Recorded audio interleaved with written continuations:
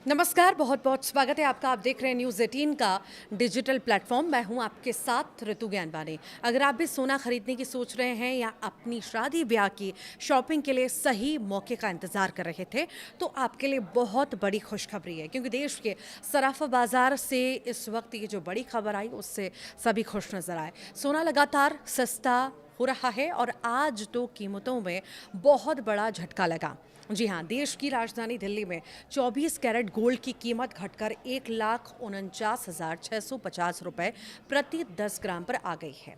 और सिर्फ एक दिन पहले की बात करें तो बाजार में 99.9% शुद्धता वाले सोने की कीमत में एक दिन में 960 रुपये की भारी गिरावट आई, जिससे ये 1,53,440 से सीधे नीचे आ गिरा। और आखिर सोने के बाजार में ये अचानक मंदी क्यों आई है और इसके पीछे अमेरिकी केंद्रीय बैंक फेडरल रिजर्व का क्या कनेक्शन है, और क्या आपको अभी सोना खरीद लेना चाहिए या और घटने का इंतज़ार करना चाहिए, आज इसी बारे में करेंगे बात। तो वीडियो में अंत तक बने रहिएगा।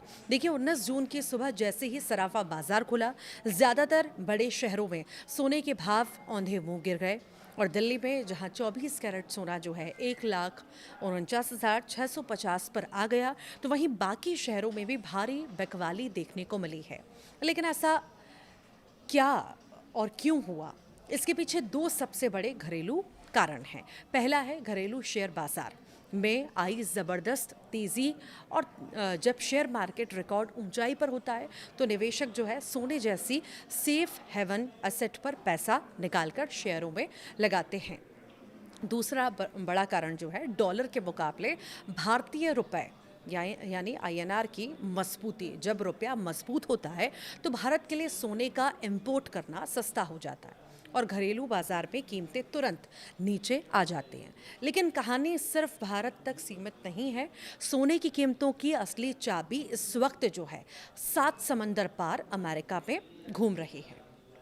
अमेरिकी केंद्रीय बैंक फेडरल रिजर्व की जून की मीटिंग अभी अभी खत्म हुई है और इस मीटिंग में फेड रिजर्व ने अपनी बेंचमार्क ब्याज दरों को 3% 5% से 3.75% पर स्थिर रखने का फैसला किया है।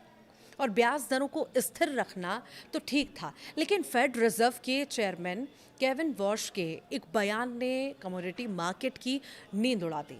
केविन वॉश ने साफ संकेत दिए हैं, अगर अमेरिकी अर्थव्यवस्था इसी तरह मजबूत बनी रही तो साल 2026 में ब्याज दरों में एक बार फिर बढ़ोतरी की जा सकती है। अब आप सोच रहे होंगे कि अमेरिका में ब्याज दरें बढ़ने से हमारे सोने का क्या लेना देना है। तो देखिए, गणित जो है बहुत सीधा है। सोना यानी गोल्ड एक ऐसी असेट है जिस पर कोई ब्याज नहीं मिलता है। जब अमेरिका में ब्याज दरें बढ़ती हैं तो दुनिया भर के बड़े बड़े निवेशक सोने को बेचकर अमेरिकी सरकारी बॉन्ड्स और जो है बैंकों में पैसा लगाने लगते हैं, क्योंकि वहाँ पर उन्हें ज़्यादा रिटर्न मिलता है। केविन वॉश का ये बयान सोने जैसी कीमती धातुओं के लिए एक बड़ा नेगेटिव फैक्टर साबित हो रहा है और इसी वजह से इंटरनेशनल मार्केट में हाजिर सोना घटकर जो है $4,266 प्रति औंस पर आ चुका है। अब आते हैं सबसे ज़रूरी सवाल पर, आम जनता और निवेशकों को इस वक्त क्या करना चाहिए। क्या सोना और सस्ता होगा?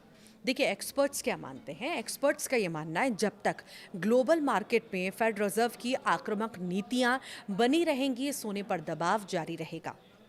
शॉर्ट टर्म बायर्स जो हैं, अगर आपके घर में अगले कुछ महीनों शादी है तो इस गिरावट का फ़ायदा आप उठाइए।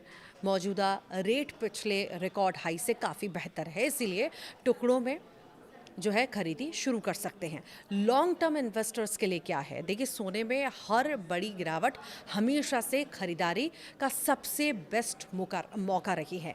जैसे ही बाजार थोड़ा और स्थिर होता है, आप डिजिटल गोल्ड जो है गोल्ड ETF या सॉवरेन गोल्ड बॉन्ड में निवेश बढ़ा सकते हैं।